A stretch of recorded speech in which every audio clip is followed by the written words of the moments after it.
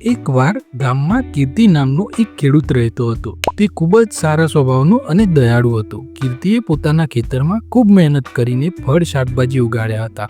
એથી ગામના ઘણા લોકો તેને ઈર્ષ્યા કરતા હતા, પરંતુ બહારથી બધા એના મિત્રો બનતા. એક દિવસ ગામમાં ભારે પૂરની સ્થિતિ થઈ. ખેતરો પાણીમાં ડૂબી ગયા અને કેટલાય ઘરોને નુકસાન થયું. કીર્તિએ તેની સાથે સંભાળેલું બધું અનાજ અને પાણી ગામના લોકોને વહેંચવાનું નક્કી કર્યું. એક પછી એક ગામવાળા એના ઘરે આવીને મદદ માંગતા. કીર્તિએ સહર્ષ બધાને સહાય કરી. તેના પ્રત્યે ગામના લોકો ખૂબ જ આભારી બન્યા. કીર્તિએ પોતાના બધા જ અનાજ ગામવાળાઓને આપીને તેમની મુશ્કેલી દૂર કરી.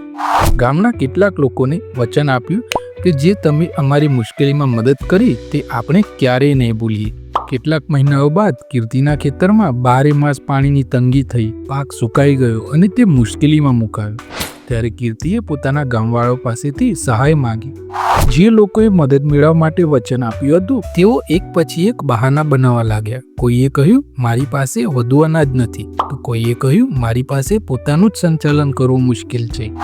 આ બધું જોઈને કીર્તિને સમજાવ્યું કે લોકોને મદદ કરવી સારું છે, પણ સૌ કોઈ સત્ય મિત્ર નહીં હોય. સાચા મિત્રો દુઃખમાં જ ઓળખાય છે. કીર્તિએ નક્કી કર્યું કે હવે આગળથી મદદ કરવાની પહેલા સાચા મિત્રને ઓળખીશ.